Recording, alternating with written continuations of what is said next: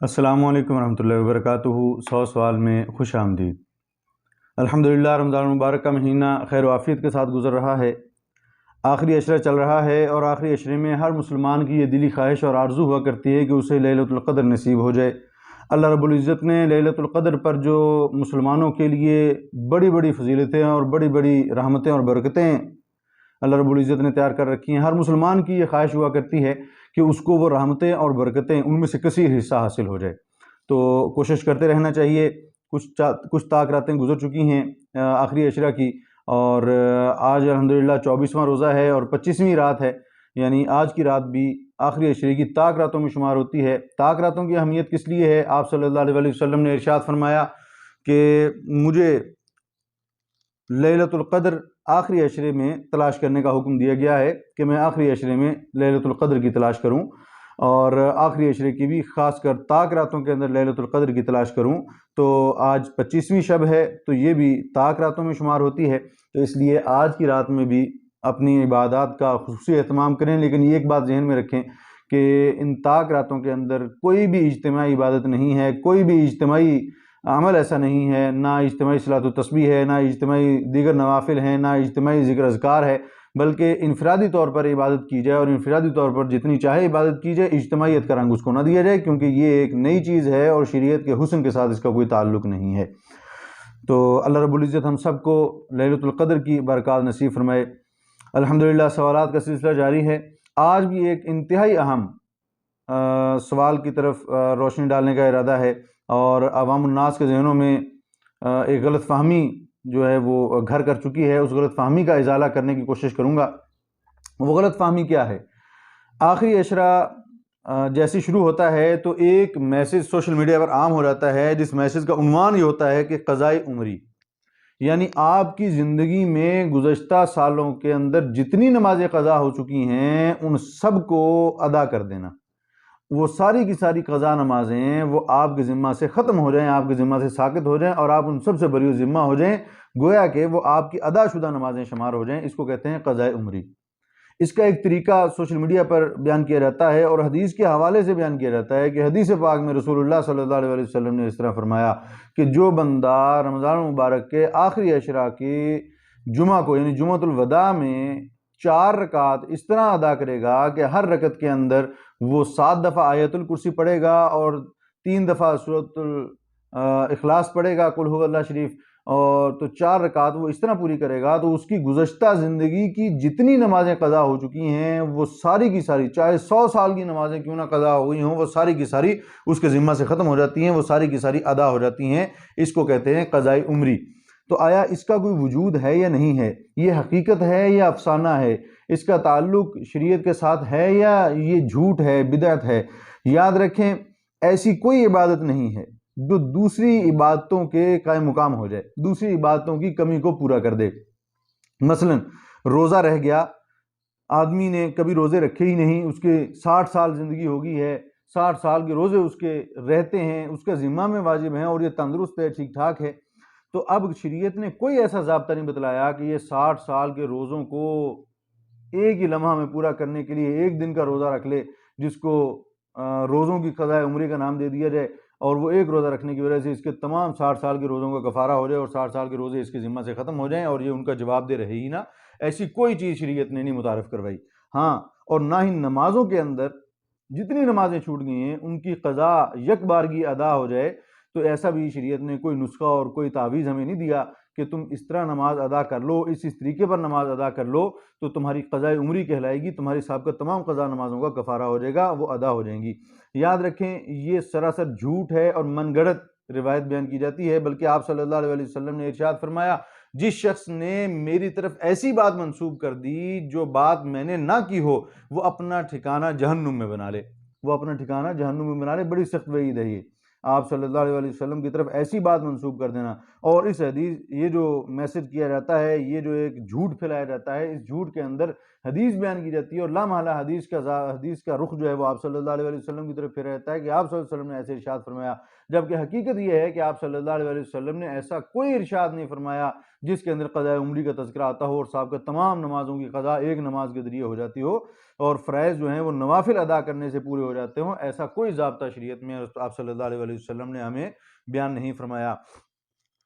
تو اس طرح کا میسج اگر آپ لوگوں کے پاس آئے، ایک تو اس کی حوصلہ شکنی کرنی ہے، ایسے میسجوں کی حوصلہ افزائی نہیں کرنی۔ حوصلہ شکنی کیسے ہوگی؟ وہیں پہ اس کو ختم کر دیا جائے۔ اگر بھیجنے والا آپ کا قریبی ہے تو اس کو سمجھا دیا جائے، احترام کے ساتھ، ادب کے ساتھ اس کو سمجھا دیا جائے بھی اس کا شریعت سے کوئی تعلق نہیں ہے، یہ من گھڑت بات ہے، لہذا اس کی تشہیر میں آپ حصہ دار نہ بنیں۔ اگر ہم اس کی تشہیر میں حصہ دار بن گئے، میرے پاس یہ میسج آتا ہے اور میں اس کو دوسروں کی طرف پھیلا دیتا ہوں، کار خیر سمجھتے ہوئے پھیلا دیتا ہوں کہ یہ تو بڑے نیکی کا کام ہے اور سب لوگ جو ہیں وہ قضا نمازیں ادا کر لیں گے اس سے، تو میں نے اس کو کار خیر سمجھتے ہوئے آگے بھیج دیا، تو یہ میں اس وعید میں شامل ہو گیا کہ میں بھی آپ صلی اللہ علیہ وسلم کی طرف ایسی بات منسوب کرنے والا بن گیا جو آپ صلی اللہ علیہ وسلم نے ارشاد فرمائی ہی نہیں، لہذا اس پہ جو آپ صلی اللہ علیہ وسلم نے ہمیں وعید بیان فرمائی ہے کہ وہ اپنا ٹھکانہ جہنم میں بنا لے، تو پھر مجھے چاہیے کہ میں اپنا ٹھکانہ جہنم میں سمجھوں۔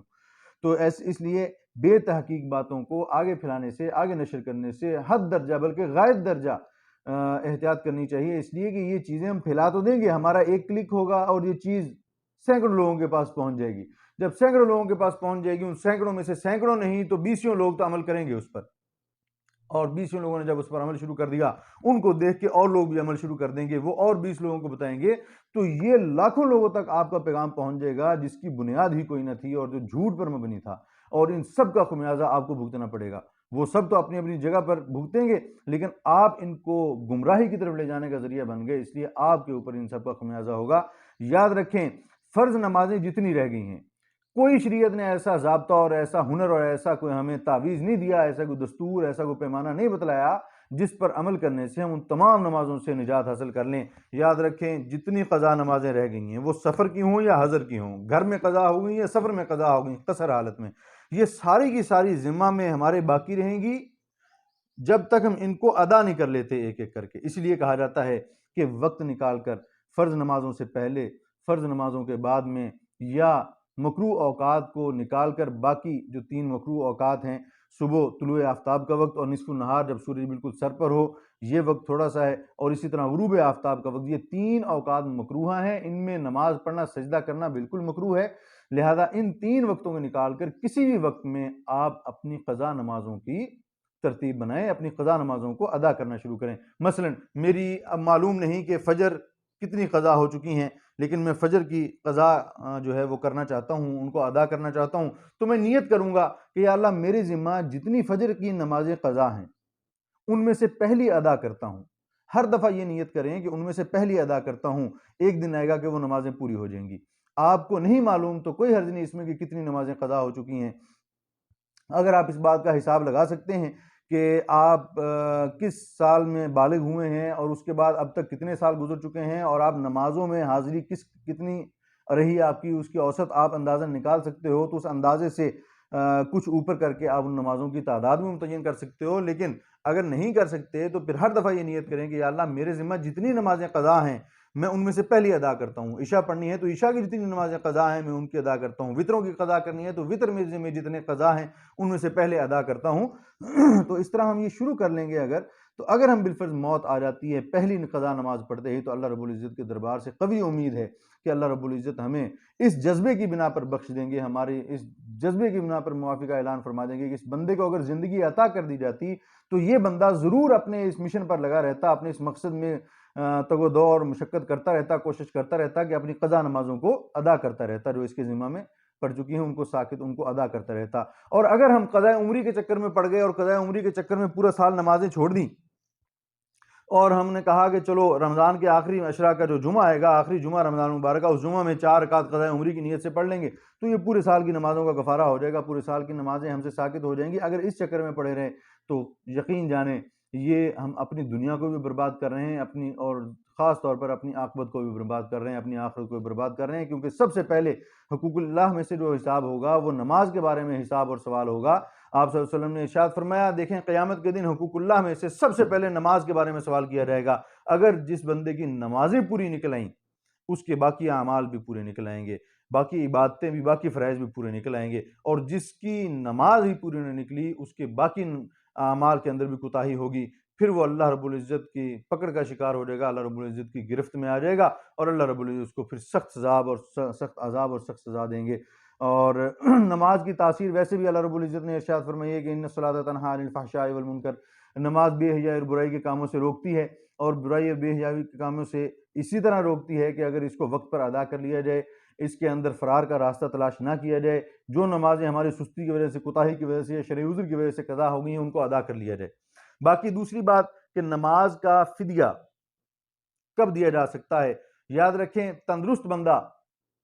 وہ جب تک زندہ ہے، تندرستی میں ہے، نماز پڑھ سکتا ہے، اس کے جسم کے اندر اتنی طاقت ہے، اتنی اس کے اندر حرکت موجود ہے کہ وہ نماز پڑھ سکتا ہے، کھڑے ہو کر نہیں پڑھ سکتا، بیٹھ کے پڑھ سکتا ہے، بیٹھ کے نہیں پڑھ سکتا، لیٹ کے پڑھ سکتا ہے، لیٹ کے نہیں پڑھ سکتا، ٹیک لگا کے پڑھ سکتا ہے، اشارے سے پڑھ سکتا ہے،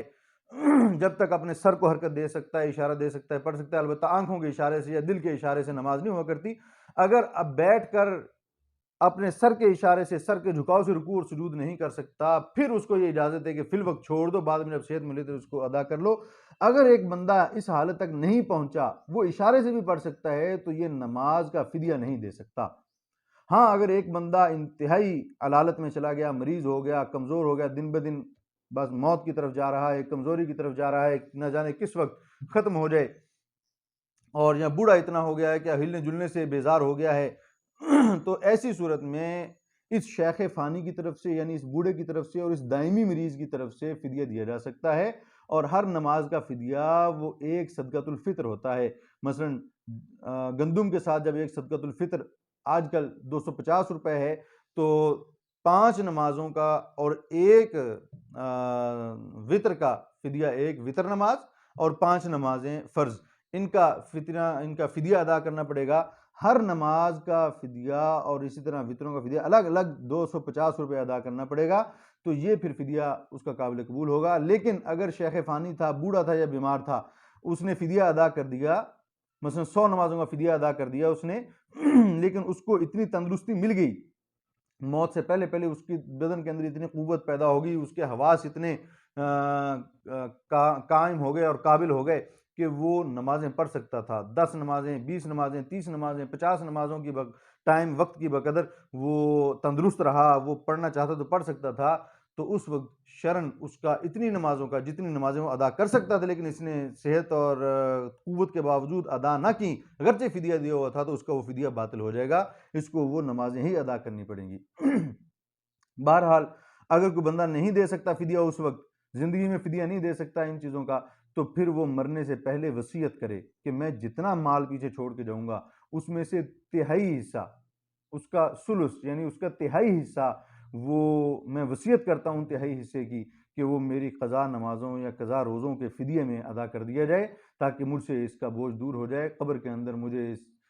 اس کے بوجھ سے نجات مل جائے اور مجھ سے اس پر پکڑ اور گرفت نہ ہو۔ تو وہ یہ فدیے کی وصیت کر کے جا سکتا ہے، اور ورثاء کے ذمہ ہوگا بعد میں اس وصیت کو اس مرنے والے کے تیسرے مال کے تیسرے حصے میں پورا کرنا۔ اگر وہ تیسرے حصے سے بڑھ رہا ہے اس کی مقدار، تو پھر ان کے ذمہ واجب نہیں ہے